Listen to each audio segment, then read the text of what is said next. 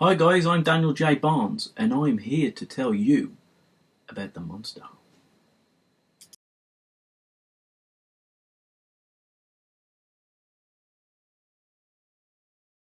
Well, the monster is a story about Abraham Van Helsing, and he gets incarcerated in an asylum.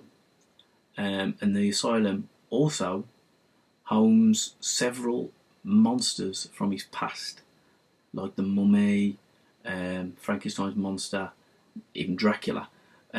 These classic characters are there with him. But the story itself doesn't really revolve around Van Helsing. I don't want to give too much away from the story. Obviously, I'd like you to buy the book and read it. But something happens within the story, and two detectives are brought in to see what's going on. So it's more about their relationship. You've got a grizzled old veteran who thinks he's seen everything until he's obviously gone to the monster home, and a rookie who's scared of his own shadow, basically, and they've got nothing in common. So it's a story about bringing those two differences together, really, a camaraderie story of two total different people. But while they're there, the monsters escape. So then it becomes a survival story.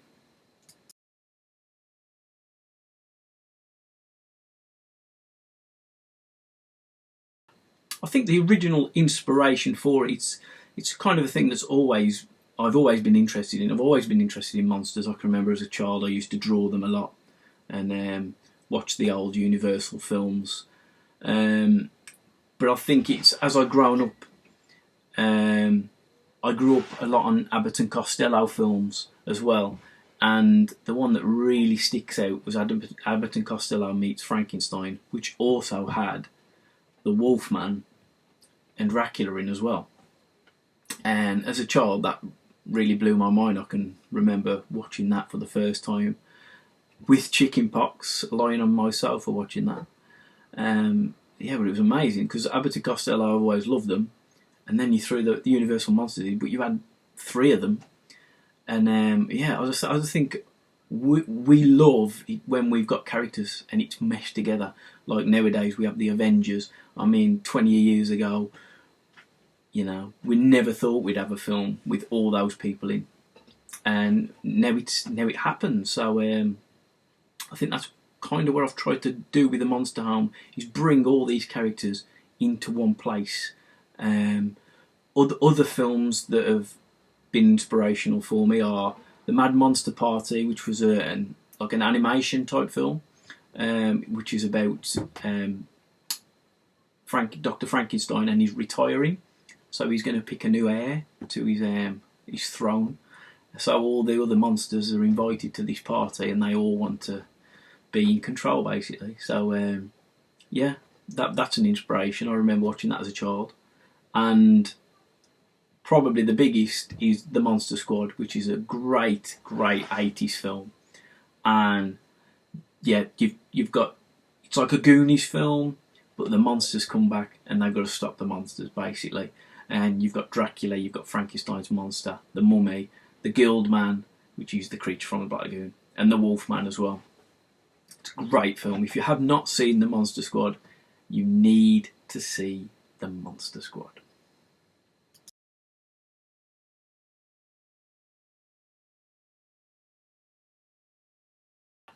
Well, I think the main people had to be there. It's Van Helsing.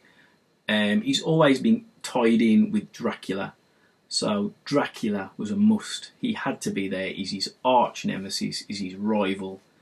Dracula had to be there. So then I started playing with the idea of the film that they did with Hugh Jackman, and obviously Frankenstein's monsters in it. So I was like, I've got to have him in it. Jekyll and Hyde, so Jekyll and Hyde, but I've started to incorporate other people that, like the Bride, the Guild Man, which is the creature from the Black Lagoon, the Werewolf or Wolfman, The Invisible Man, even The Phantom of the Opera, even Hunchback of Notre Dame, and even Igor. Yeah, I've put Igor in. He always kind of plays this nasty servant to people. So I really wanted him to be in it, and he's kind of a main player in this, to be honest. Yeah. So those are the characters that were always going to be in it. I was like, they've all got to be in it, really. I don't think there's anybody that really left out from within that classic genre of horror characters.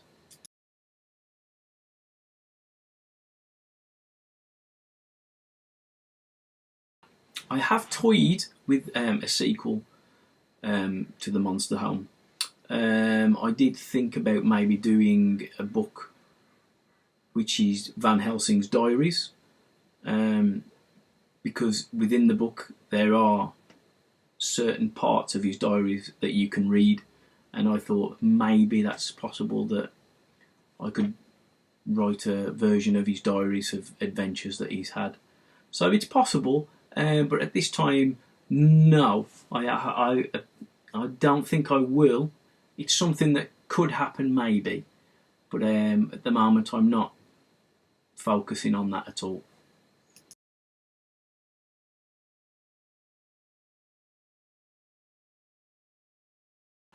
Yes, Monster Home is available in print form, in print format, available at my shop within my social media Facebook page, and to go there you go at DJB Writer.